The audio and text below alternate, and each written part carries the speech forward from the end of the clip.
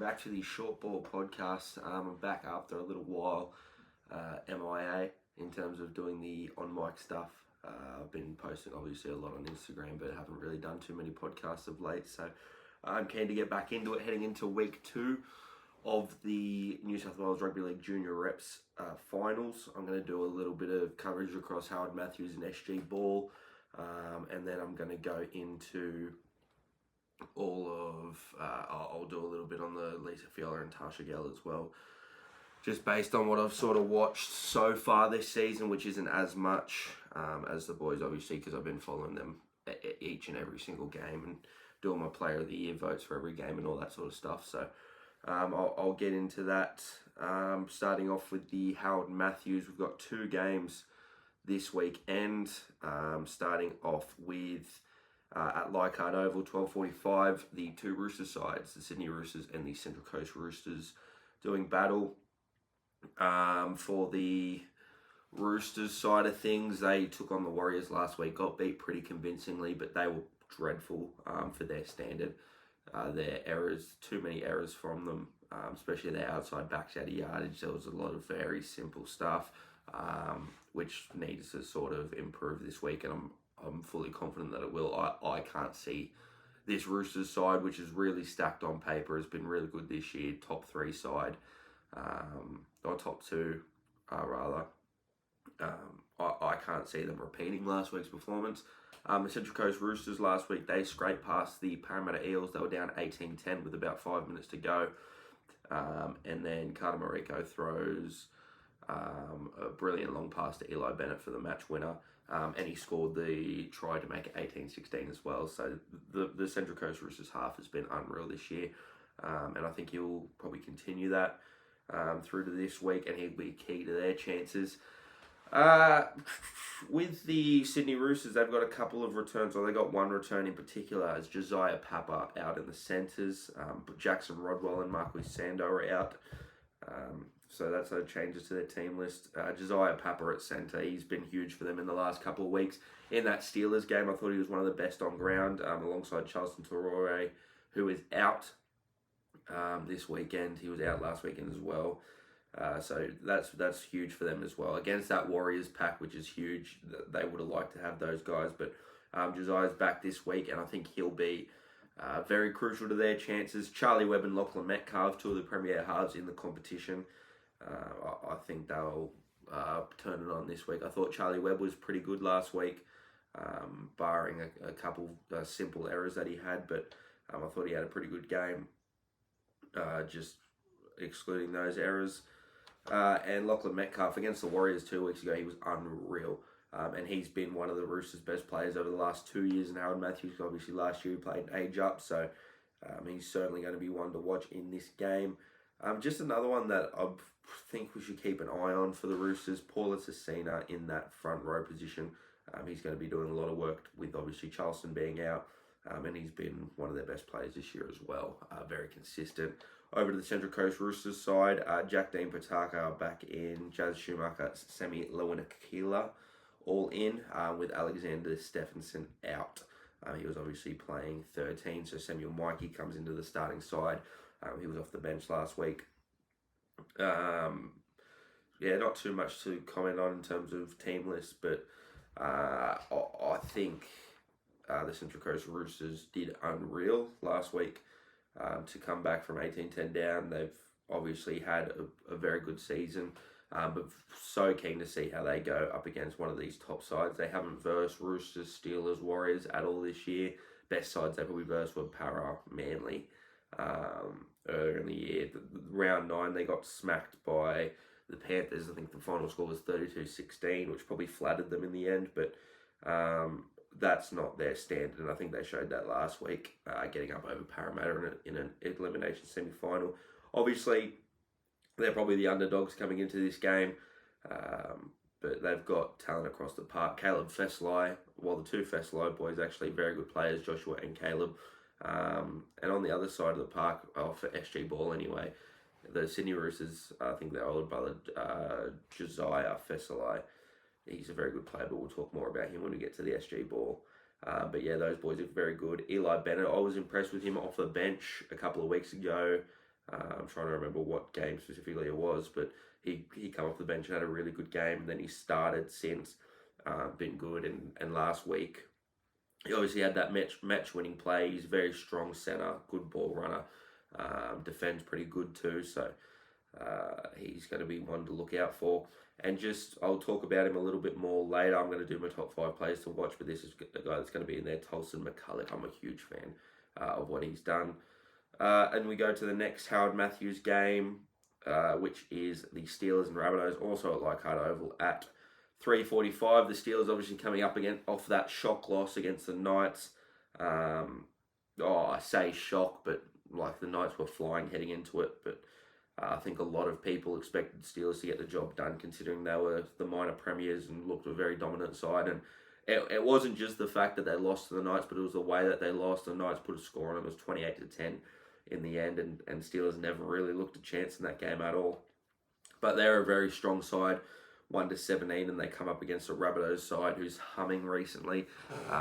Obviously, they probably should have beat the Warriors. It was a very stiff ending to that game, and then won round 9, and now coming off a win over Manly, where they started off on fire, got up to an 18-4 lead, and then sort of just held on from there. There's not too many changes. Taj Barrett out, Logan Fenwick in, but I don't even think, off memory, Taj Barrett played last week either. That's just off memory. I'll have to maybe go back and look at that. But yeah, so they've sort of been the similar 1-17 all year. Oliver Burton out the back, one of the premier players in the competition. He's had a huge last probably month and a half, starting from that Canberra game where he had a match winner, and then he had another match winner 2 weeks later against the Magpies. Defensively, he's had some huge moments against the Dragons. He won the match with a massive tackle on Josiah Key. And even like from the start of the season, like his game up against the Storm was huge as well. So he's been one of their best, if not their best, full stop, all season. And then like in their spine, Taylor Humphries, Jet Brookfield got a great combination. Asher Chapman is probably, in my opinion, he's at least top 3, if not, the best hooker in this age group at the moment. I think that City 16 jumper should be his. Obviously, him and Campbell Lloyd, I think, will be the two fighting that out. But defensively, he puts big hits on. He's very solid, very reliable. His service is good, and he's got a sharp little running game too when he does use it. He doesn't use it as much, but when he does use it, he's put on a few tries and scored some himself. So, good player there. And the younger brother of Daniel Merfo, Creighton Merfo, he's a very good player. He was their best last week in a losing effort. I think he scored 2 tries. Was very good running the ball as usual. Very tall, dynamic back row. I think he's a Union boy as well. Played Waratahs 16s last year. So he's going to be one to look out for as well. He's going to have that matchup. I think he'd be running at Charlie Badup's edge if they do the swap again, which with the Rabbitohs, so they've named James Davies at 7 and Charlie Badup at 14, but they have been swapping them, and James Davies has been coming off the bench and Charlie's been starting. So I expect them to do that again. And then just looking over at the South Sydney side, Taja Farani, he had an unbelievable game last week. He scored a hat-trick in the first half. So he'll be hoping to sort of not replicate that, but go well again. For the Rabbitohs in the forward pack, they've got an unreal forward pack. Skipper, Keone Anatolia-Chusas, he's been one of their best this year. Anthony Mailangi, his last month of football has been unreal. He obviously started off, he had a couple of really good performances, but I think he's taken another step on both sides of the ball in the last probably sort of three weeks to a month. And then just this guy in the back row, Sawani Naufahu, I thought he was unreal last week. He was sort of fringe in me team of the week. I didn't end up picking him, but because I just thought it'd be really stiff on the Warriors 7, Alapati, Tusa Sawagia, to leave him out. But he's going to be one that I think look out for. Really tall, got a good offload. His ball carrying was really good. I want to look more on him. I want to see more of him on the defensive end. I didn't notice any. Usually for me, on the defensive end, if you're not noticing them missing, they're usually doing pretty good. But I also haven't noticed huge defensive moments out of him either. but a guy that I do notice heaps of good defensive moments out of, Keone Anatoliadis as the skipper. He had 30 tackles last week, and all of them were just really good, tying in through the middle, good work rate. So yeah, that's for them, Steelers, Rabbitohs. I'm also not going to do like predictions and shit because this year in Harold Matthews, the predictions have been impossible because it's just such a wide open competition. I usually will answer questions about predictions, and I actually got both of them right last week. Just looking at that now, Warriors, and I picked the Rabbitohs too. So maybe I might go. So I'll go. I'll go Roosters in the first game. I'll go Steelers. So that's two. I'm just picking the two sides that finish first and second. So probably a little bit boring, but we'll head over to the SG Ball. The first game, Eels v Storm. That's at Parker Street Reserve in Penrith.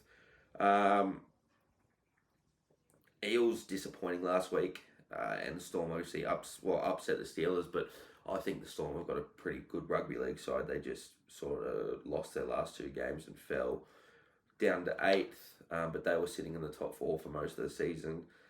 So I think they're going to be a good little matchup for the Eels. Their forward pack unreal. Obviously, Cooper Clark, who's been one of the best players in the competition. Lockyer Zile Foliola, probably one of the best 9s in the comp. He's up there at least. The Battle of the 9s is going to be really interesting too. Very strong defensive 9s who've got good ball running, very tall, sort of powerful 9s. You're seeing a lot more of that sort of bigger 9s coming through, and those are these two boys here, Lachlan Kanakis and Lockyer Azil Foliola. Two very sort of similar players. I'd say Lockyer's got a bit better of a running game, but Kanakis' service is really good. His IQ close to the line has drastically improved for mine this season, and his kicking game as well. His kicking game's gone to another level. It's been unreal this year. Cooper Clark, obviously, I sort of half touched on him before. He's been really good. That starting combination of Cooper Clark and Kobe Floro been one of the best front row rotations in the comp, bringing on Phoenix Woods and Charbel Corella off the bench as well. I like this Michael Arena. He played Mats last year. I think he's a solid player. For the Storm, he's playing at 13. And Franco, I haven't seen a lot of him in terms of, I think he joined about halfway through the season, then he's coming off the bench. But I liked the look of him last week. He ran a really good line for his try. I think it was the second try of the match. Ran about 30 metres to score it, so one to look out for there. And just on the other side of the ball, Christopher Petrus, he's been very damaging with ball in hand. He's an age up in this as well, so I'd like to see how he goes. And then obviously the main talking point for Parramatta and where most people automatically go to is the halves combination of Lorenzo Talatena and Lincoln Fletcher. I thought those two didn't have their best games last week, and that sort of showed in the end result, down 32-12 to the Roosters. But I think they'll bounce back, and I think Lorenzo in particular will have a really good game here. And then the Storm last week beat the Steelers 36-16, and the Steelers never really looked a sniff, if I'm being honest. And Cooper Clark just had one of the best games I've ever seen from a middle forward. I think he ended up running for about 220 metres, had 2 tries, and defensively was really good as well. But every single time he ran the ball, he just looked like no one wanted to tackle him. So good performance last week from Cooper Clark, and I'm expecting something similar this week. For the next game, Raiders Bulldogs 2:15 at Leichhardt. Now, obviously, all these games are on at different points at different grounds, or at the same time at different grounds, rather. So I can't cover them all live. What I am going to do, though, is I'll be at all the Leichhardt games. So I'll be covering the 2 Harold Matthews game and one of the SG Ball games, and then the Eels and Storm game I'm going to have to catch up with later. Just with the scheduling of the whole thing, with only one of them being out at Penrith, it probably ruins me because Leichhardt's a lot further than Penrith, but for me anyway. So, but I'm going to go out to where most of the boys' games are, and then I think there's 2 girls' games out there as well. And then there's like Para v Penrith and 2 of the girls' grades at Parker Street as well. But anyway, Raiders Bulldogs. This is a very interesting matchup because Raiders have been one of the best sides all year. Very consistent. They've got a good side all around 1-17. But the Bulldogs have had the massive inclusion of Mitchell Woods, who absolutely lit it up last week at Leichhardt, to bring his side back from 30 to 14 down. They ended up winning 38 to 30. Alex Conti was huge in that as well. And these two as a halves pairing just work so well. They took them to a grand final last year in SG Ball. So no reason why they can't repeat that effort. They've got the inclusion of Callum Patterson at 9 and Jai Callaghan at fullback, which is two huge two huge players for them. Callum Patterson is an absolute weapon. He was really good for the Warriors last year, taking them to a Howard Matthews grand final and winning it from 6th. They went on a huge run and he was crucial to that. Sasai Alatini goes around again. Him and Mitch Woods have an unreal combination. Sasai Alatini's been super this year. He's just impossible to tackle. So he's going to be one to look out for there in his combination with Mitchell Woods. Look, I can't really get a read on this Raiders side because I thought they were the better side last week, but they lost against South, which, like, I'm not taking any way away from South. That was such a brave win.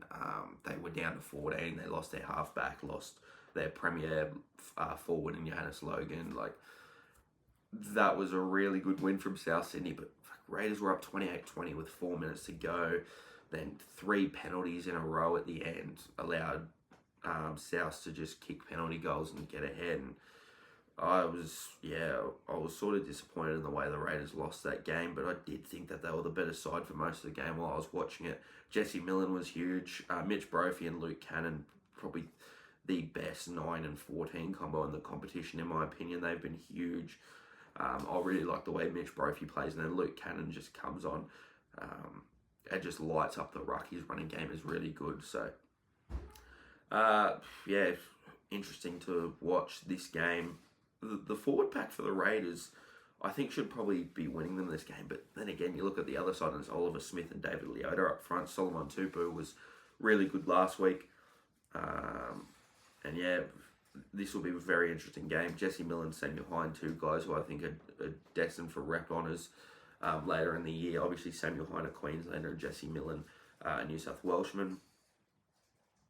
So I think they'll be in and around that fray. But this is going to be a cracking game. This is probably match of the round across all 4 grades, to be honest, because I can't pick it. And then obviously with the halves combination of Alex Conti and Mitch Woods, that's a point of difference. But you can't then just completely rule out Darmotti and Cowling. Cowling was unreal last week. He did not deserve to lose that game. In the centres, Luke Tuiali and Cooper Johnson, 2 of their most consistent players. Cooper Johnson's been unreal this year. He's really caught my eye. He's quick, he's lightning quick. That many line breaks this year. I'd be keen to scroll back through and see how many it is exactly. But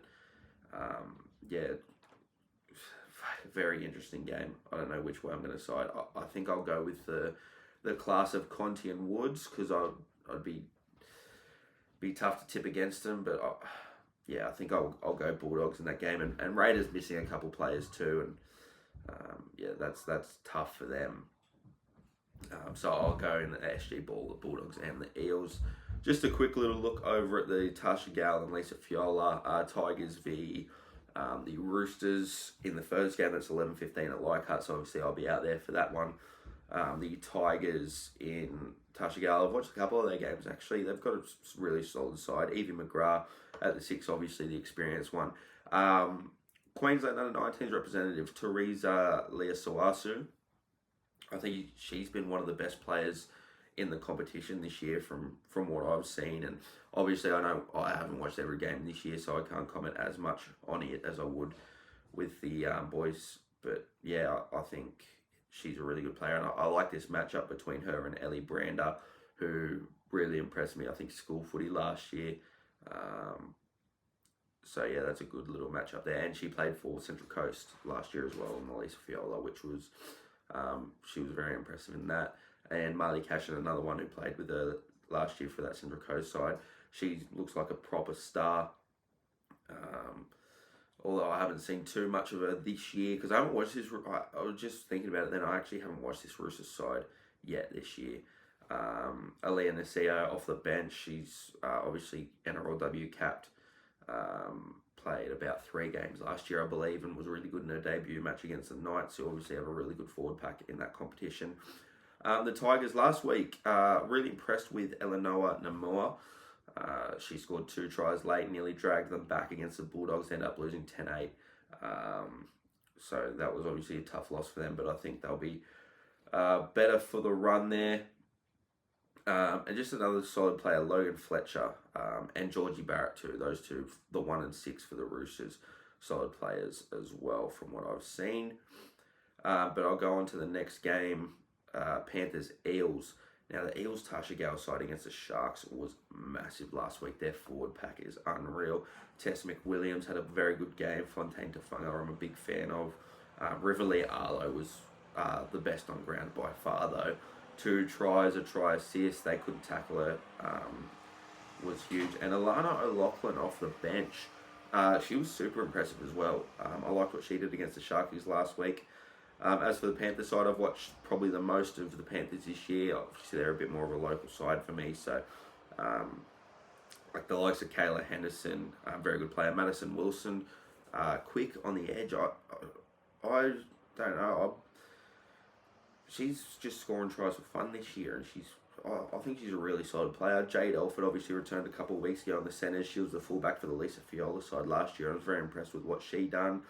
I think there's a couple outs in this side as well, which isn't ideal. In the back row too, Julie Notice, very good player. Jennifer Tuilagi as well. So this is going to be a good little matchup. Panthers obviously lost last week. I didn't get to watch that game, but I'll just go back and have a look at the result. Yeah, so Steelers beat them 32 points to 4, and then the Eels beat the Sharks 32 to 12. Coming into this matchup. So that's 11:30 a.m. at Parker Street Reserve, which I think that will be a very good matchup in that competition. Sharks v West Tigers and Elisa Fiola, 9:45 a.m. at Leichhardt Oval, so another one that I'll be at live. For the Sharks, they've got a solid side on paper. I really like the look of this 7, Juliana Colio. I think she's been one of their best players this year. Even against the Panthers, they got dusted a little bit in week 1, and she even looked like a standout there. Sophia Brightwell, another one, and Charlotte Teplikanek. Sorry, I've probably butchered that name. But they all look like very solid players.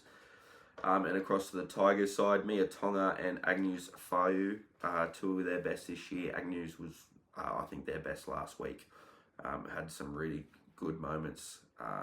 Combined nicely with the winger Isabel McMenemy for a try towards the back end of that game. That just put the nail in the coffin.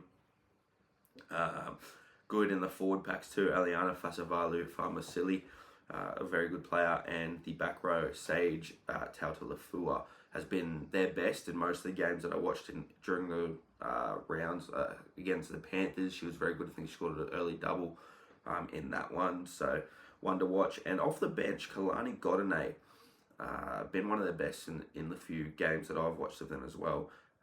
In that Panthers game, she was very impressive, and last week as well, she was very impressive. So yeah, some good little matchup there. Sharks obviously coming off a massive loss to the Bulldogs, but you know, Bulldogs do that to everyone in this competition. And the Tigers were coming off a big win over the Raiders, which, you know, reading the sort of form lines there, you don't know who's one's coming off a massive loss, one's coming off a massive win, but it sort of levels itself out when you consider the fact that the Bulldogs are just so far ahead of everyone else in this competition. It's sort of, just from what I've seen, it sort of is playing to be a Bulldogs v Central Coast grand final, because those two have just been dominant. But the last time the Sharks and Tigers versed, it was 18-14 to the Sharks. So interesting there. Eels v Panthers, 10 a.m. Parker Street. Obviously just before the Tasha Gale game between the two sides. For the Eels, I've watched a fair bit of them as well. Well, I've watched a fair bit of both these sides actually. Good little player for the Panthers, Patricia Hey, played a little bit in the back row and the centres. Named at lock this weekend. Very damaging ball runner. Had a game a few weeks ago where she absolutely lit them up. for like 300 run meters, went crazy. Lillian Halengahu as well. Very good defensively, and a strong ball runner as well. Tia Jane Golding has a little bit of craftiness, good little kicking game, and threw a mad cutout ball for I can't remember if it was a game win or not in round one against the Sharks, but has had some good moments, as has Hannah Eisen over the last 2 years, and Lisa Fiola. She's a very solid player. On the wing for the Eels, Freedom Crichton Rapati. She's been one of their best, was unreal last week, and looks a very solid player from everything that I've seen, as does Bailey Marchong over the last 2 years, been probably the Eels' best, and Lisa Fiola. This year, she's just a natural born footy player. Like, she's just a freak. So yeah, those are a couple to watch in that game as well. 10 a.m. at Parker Street. But that sort of wraps up just sort of looking at all the games for this weekend. Obviously, I'll be at all the Leichhardt ones live, and then I'll watch the rest of the games back. And then obviously keep up on Instagram to see those ones. I'm just going to go through my top 5 players to watch across Howard Matthews and SG Ball. I'll start off with my Howard Matthews guys. The first one for the South Sydney Rabbitohs, I spoke a little bit about him across this podcast, but it's Keone Anatoliadis. He's in the middle, very good ball player. I think he played a little bit at 6 during the CIS, I think for CIS last year. So I think he's got or maybe the year before, whichever one it was, but I think he's got a little bit of skill from that, being a 6, and then defensively very good, and ball runner. But just a good moments, good ball runner. Has had some really classy moments in match defining moments for the Rabbitohs against the Warriors a few weeks ago. He scored a try that should have been the match winner of Charlie Baderup, splitting them open. But yeah, he's a very solid player. Oliver Burton, he's been one of the best players in the competition this year, and obviously one of the Steelers' best. He's going to be very tough to contain. He's very good out of yardage, and just when the match is on the line, he's had that many big moments now against the Dragons, the tackle on Josiah Key, against the Raiders, the match-winning try, and against the Magpies, the match-winning try from that one was from within his own end. He just split them open, just taking 1-1 off the ruck. It was actually very Tom Trbojevic-like in the sense, not obviously comparing him to Tom Trbojevic or saying that he's going to be a Tom Trbojevic, but the way he scored that try, just one off the ruck and just going hard between 2 defenders, was Tom Trbojevic-esque. Creighton Merfo, another one. I spoke a little bit about him earlier before, but very tall, dynamic ball runner. Got a good offload on him. Going to be tough to stop close to the line, especially with that halves matchup. Yeah, so they're going to have to get numbers on him. And then Josiah Papa back from injury.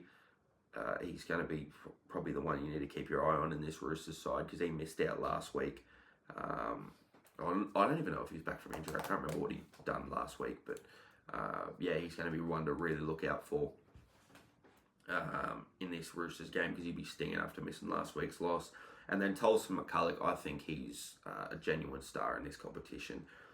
In the back row, he's a very good workhorse, and just another one that in big moments seems to step up. Like, he come up with the one-on-one strip with like 2 minutes to go that ended up giving the Central Coast Roosters their final attacking set to win the game. So very good player there in Tolson McCulloch, and run a good line. He just runs a good line as well. I love the tough back rollers that just run a sharp unders line at the inside shoulder of a half, and he has that in his arsenal.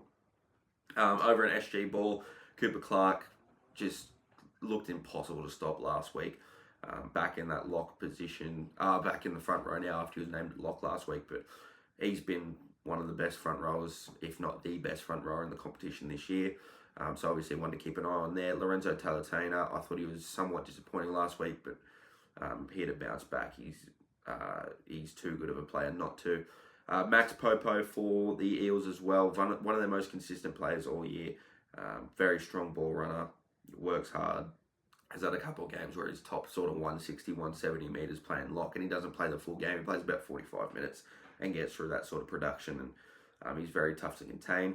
For the Raiders, Jamie Cowling, he was unreal last week. He did not deserve to lose in that game. But going to be one to keep an eye on, and the Bulldogs will need to contain him. And now for the Bulldogs, obviously there's the guys, you Cesare Alatinis, your Mitchell Woods, your Alex Contis, the real obvious ones, but Jai Callaghan out the back, he's the one that could just light it up. Like, he's been a little bit inconsistent this year. He's had his off games. I get that.